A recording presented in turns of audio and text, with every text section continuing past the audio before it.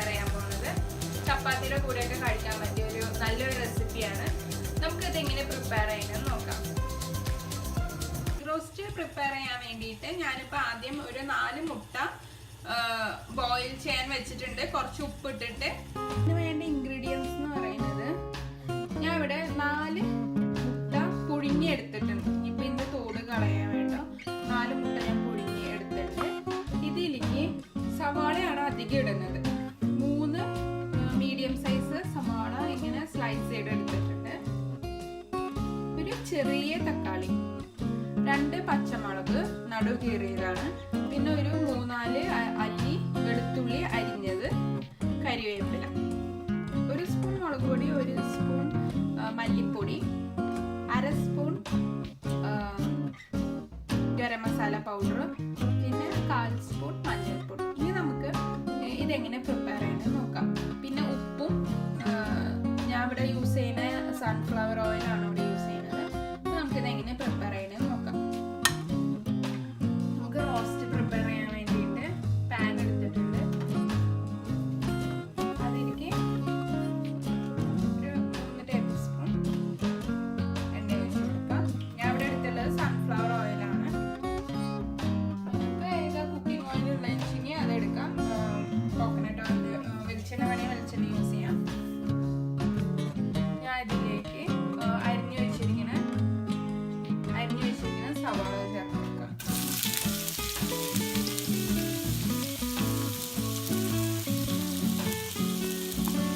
സവാള നന്നായി വഴന്ന് വരണം.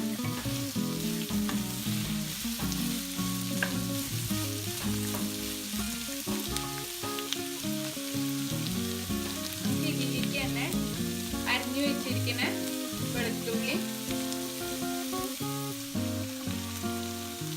ഒരു 4 അല്ലി എടുത്തിട്ടുണ്ട്, നന്നായി ചെറുതായി അരിഞ്ഞാണ്. പിന്നെ 2 പച്ചമുളക് നടു കീറിയത്, പിന്നെ കുറച്ച് കരിവേപ്പില.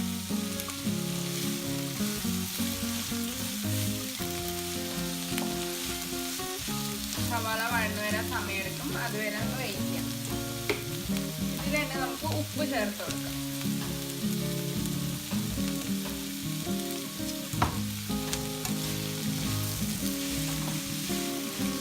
നമുക്ക് ഈ സവാള, വെളുത്തുള്ളി എല്ലാം ഒന്ന് നന്നായി വഴന്ന് വരുന്ന വരെ നമുക്ക് വെയിറ്റ് ചെയ്യാം. ഇടയ്ക്കിടയ്ക്ക് ഇങ്ങനെ ഇളക്കി കൊടുത്തുകൊണ്ടിരിക്കാം. ഇതൊന്ന് വഴന്ന് വരുന്ന വരെ നമുക്ക് വെയിറ്റ് ചെയ്യാം. സവാള നന്നായി വഴന്ന് വന്നിട്ടുണ്ട്. നമുക്ക് ഇതിലേക്ക് എരിവിനനുസരിച്ച് മുളക് പൊടി ചേർത്ത് കൊടുക്കാം. നമ്മൾ ഞാൻ ഇവിടെ ഇപ്പോൾ ഒരു 1.5 സ്പൂൺ മുളക് പൊടി, ഒരു സ്പൂൺ മല്ലിപ്പൊടി, 1/2 സ്പൂൺ ഗരം മസാല, 1/4 സ്പൂൺ മഞ്ഞൾ, ഇതെല്ലാം ചേർത്ത് കൊടുക്കാം.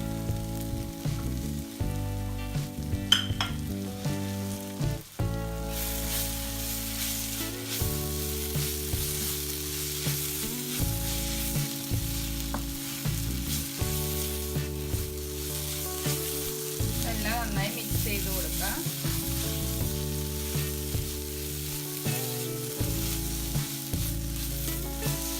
നമ്മളിതിലേക്ക് ഞാൻ ഇവിടെ ഒരു കുഞ്ഞ് തക്കാളി എടുത്തിട്ടില്ല.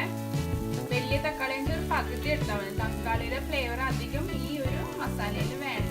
ഇതങ്ങനെ ഒരു റോസ്റ്റാണ് ഉണ്ടാക്കുന്നത്. തക്കാളി കുറച്ച് യൂസ് ചെയ്തിട്ടുള്ള റോസ്റ്റ്. ഈ തക്കാളി ഈ മസാലയിൽ കിടന്നൊന്ന് കുക്കായിട്ട് വരണം. ഈ തക്കാളി ഒന്ന് കുക്കായി വരാൻ നമുക്കൊരു 3-4 ടേബിൾ സ്പൂൺ വെള്ളം ഒന്ന് ചേർത്ത് കൊടുക്കാം.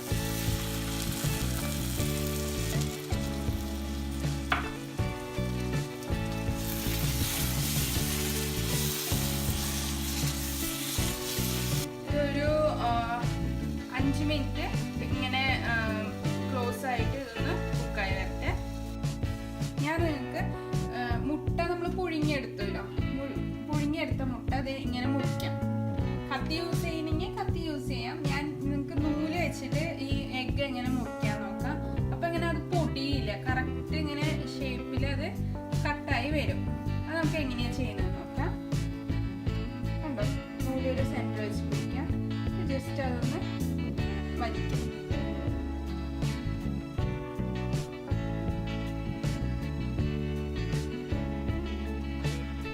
അറിയുന്ന പോലും ഇല്ല നമ്മളത് മുറിച്ചു. കണ്ടോ, എല്ലാ മുട്ടയും നൂല് വെച്ച് കട്ട് ചെയ്തെടുത്തു. നമുക്ക് നമ്മുടെ റോസ്റ്റ് നോക്കാം.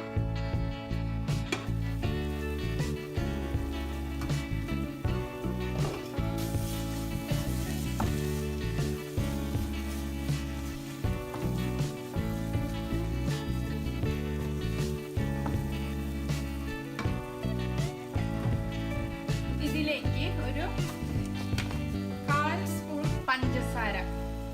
പഞ്ചസാര ശരിക്ക് ഈ റോസ്റ്റിൽ ഇട്ടാൽ നല്ല ടേസ്റ്റ് ആണ്. ഇത് താല്പര്യമില്ലാത്തവർക്ക് ഇത് സ്കിപ്പ് ചെയ്യാം. ഒരു വട്ടം നിങ്ങൾ ഇട്ട് കഴിച്ചു നോക്കുക.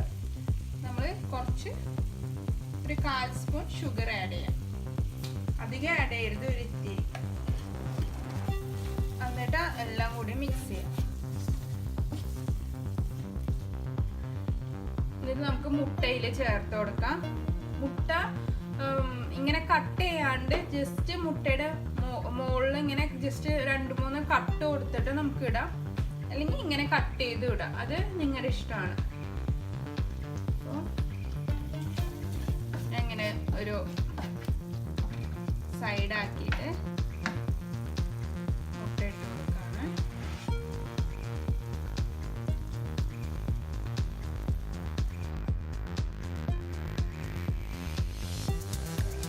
മുട്ടയെല്ലാം ഇട്ടോട്ട് ഇനി നമുക്ക് ഈ മസാല അങ്ങോട്ട് എടുത്ത് ഈ മുട്ടയുടെ മുകളിൽ ചേർത്ത് കൊടുക്കാം.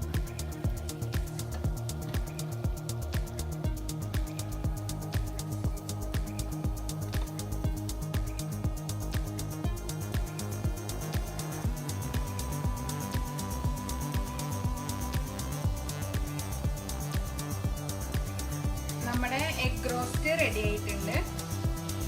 ഇതൊരു 2 മിനിറ്റ് ജസ്റ്റ് ഇതിങ്ങനെ തന്നെ ഇരിക്കട്ടെ. 2 മിനിറ്റ് നമുക്ക് ഇതിങ്ങനെ ഇങ്ങനെ വെക്കാം. നമ്മുടെ എഗ് റോസ്റ്റ് റെഡി ആയിട്ടുണ്ട്. ഇനി നമ്മൾ കഴിക്കാറാകുമ്പോൾ ഇത് ജസ്റ്റ് എടുത്താൽ മതി. കഴിക്കാറാകുമ്പോൾ ഇതിന് മുട്ടയും മസാലയും കൂടി എടുത്താൽ മതി. അപ്പോഴേക്കും മുട്ടയുടെ അകത്തൊക്കെ ഈ മസാല പിടിച്ചിട്ടുണ്ടാവും. ഇതാണ് നമ്മുടെ എളുപ്പത്തിൽ ഉണ്ടാക്കാൻ പറ്റുന്ന എഗ് റോസ്റ്റ്. എല്ലാവരും ട്രൈ ചെയ്ത് നോക്കുക. Thank you.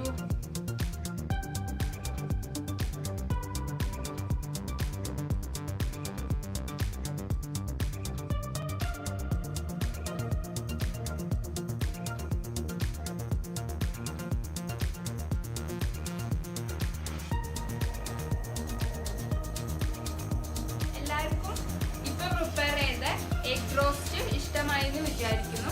എല്ലാവരും ട്രൈ ചെയ്ത് നോക്കാം.